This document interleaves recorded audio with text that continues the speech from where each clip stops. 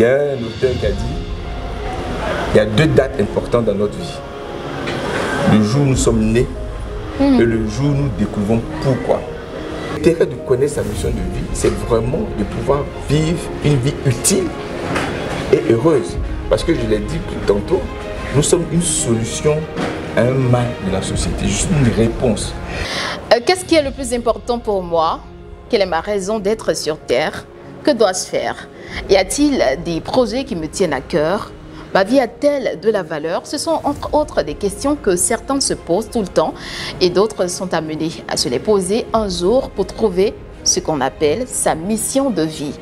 Souvent, on a cette sensation d'être sur Terre pour une raison particulière sans vraiment arriver à savoir laquelle. Ce jour, vous en saurez plus dans ce podcast. Merci de rester avec nous parce que la fin sera extraordinaire. Bienvenue si vous nous rejoignez aujourd'hui. Nous sommes avec le coach Loba Dieudonné, coach en développement personnel. Merci d'être là, coach. C'est moi qui vous remercie. C'est toujours un plaisir d'être avec vous. Mais le plaisir est renouvelé. Je sais qu'aujourd'hui, on va profiter encore de vos conseils en rapport avec sa mission de vie. Alors, sa mission de vie, de quoi parle-t-on? La mission de vie pour un homme, pour une femme également. Justement. C'est pour moi la raison pour laquelle cet homme ou cette femme se trouve sur cette terre. Ce que la personne est censée apporter comme solution. Parce que je suis convaincu que chacun d'entre nous est une solution à un mal ou un problème de la société. Est-ce qu'elle est unique à chacun? Oui. D'accord. Nous sommes uniques puisque nous avons vu que se découvrir, c'est connaître son unicité. C'est ça. Donc 2 personnes peuvent se ressembler, mais chacun est unique. Et en fonction justement de l'unicité de chacun, la mission est différente. Puisque la mission est en lien avec qui nous sommes.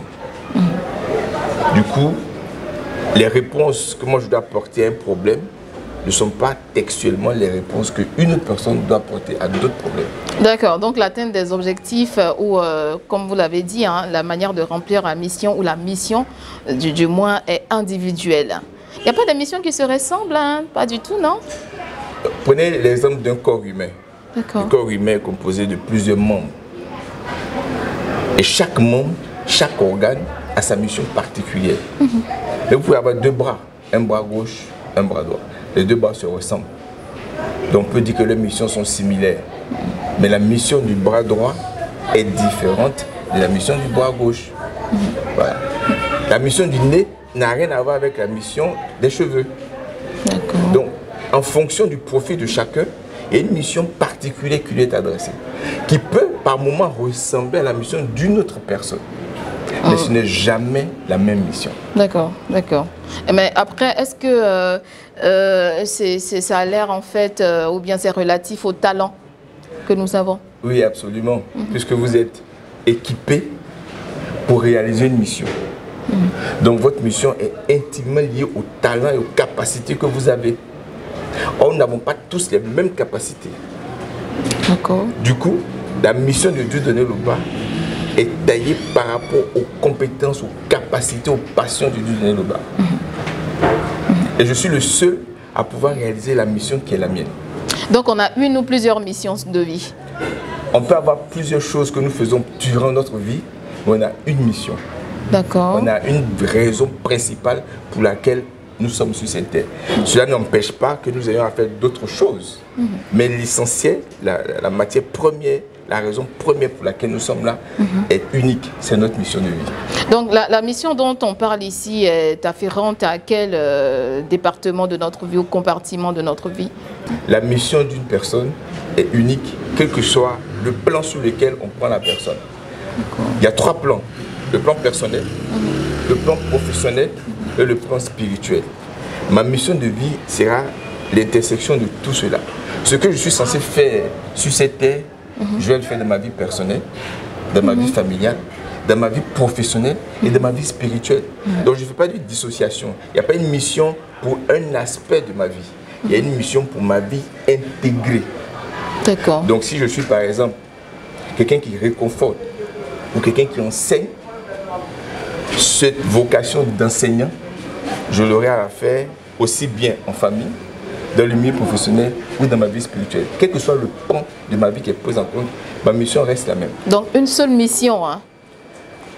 Oui, une seule mission. Elle est seule, hein? Il n'y a pas d'autre, comme vous l'avez dit, il n'y a pas de sous-mission comme certains pouvaient le dire. Il n'y a pas de sous-mission, il y a une mission qui peut être peut-être complexe, mais il y a une mission. Par exemple, ma mission peut être d'être le secours des veuves.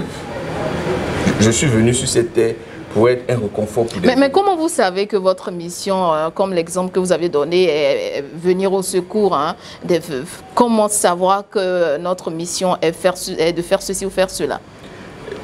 Ce qu'on peut dire, c'est que la mission d'une personne est liée à son identité, à sa personne, à ses caractéristiques.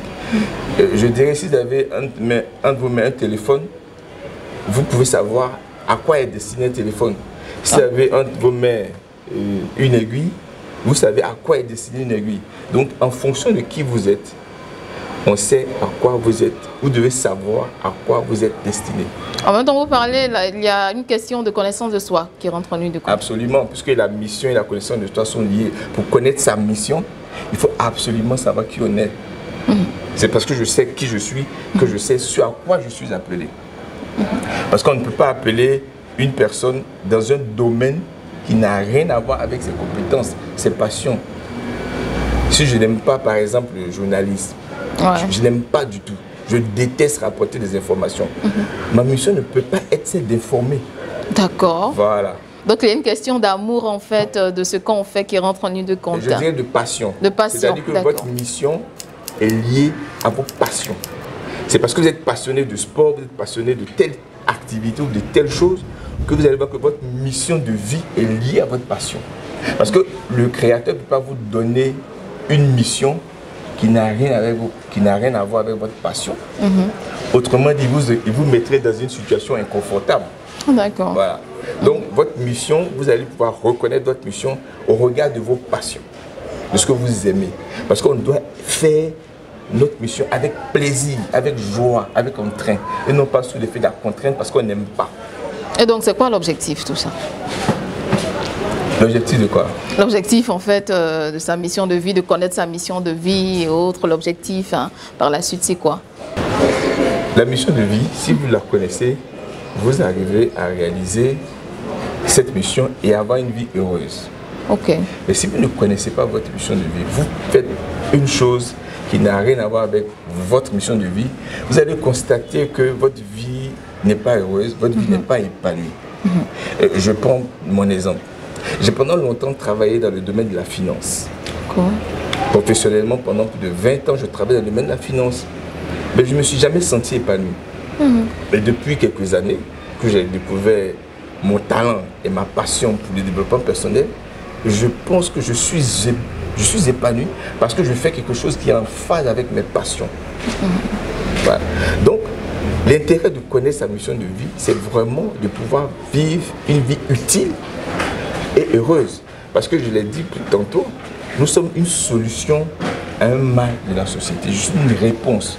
S'il y a des personnes qui ont besoin d'entendre, par exemple, ma voix pour être orientées dans leur vie, et que moi, au lieu d'être ce coach à leur disposition, je suis sur une antenne de télévision en train de faire du journalisme, ou bien je suis dans un aéroport en train de faire du pilotage. Je ne réponds pas aux... En même temps, coach, c'est vraiment un exercice ardu, on se dit bien.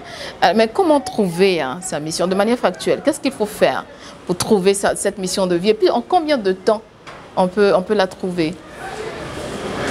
La mission peut se trouver très tard comme très tôt. Et c'est une recherche perpétuelle. Il y a un auteur qui a dit, il y a 2 dates importantes dans notre vie. Le jour où nous sommes nés et le jour où nous découvrons pourquoi. Il y a certaines personnes, comme le fondateur de KFC. Vous ne savez pas qui c'est? Oui, effectivement. Il était militaire.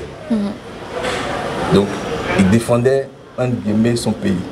Jusqu'à ce qu'il découvre sa mission de vie sur cette terre, qui était justement d'apporter du plaisir au palais.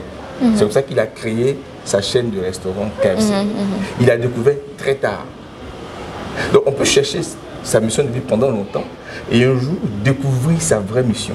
Donc on découvre sa mission, puis on se rend compte qu'on a découvert sa mission quand ce que nous faisons, nous le faisons avec passion.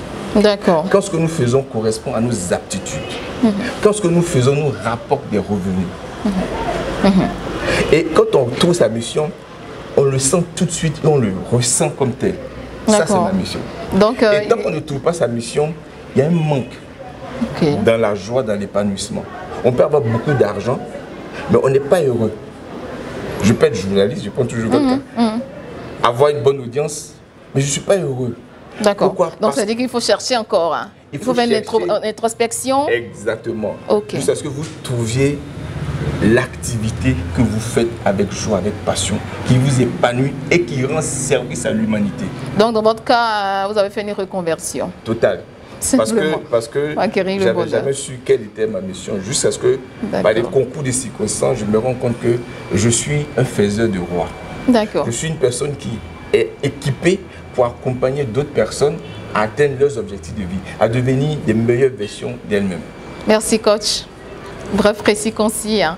Et toi, quelle est ta mission de vie, hein? C'est la question que je vous pose pour terminer. Merci d'avoir été avec nous. Et puis, on se dit à très bientôt. Portez-vous bien.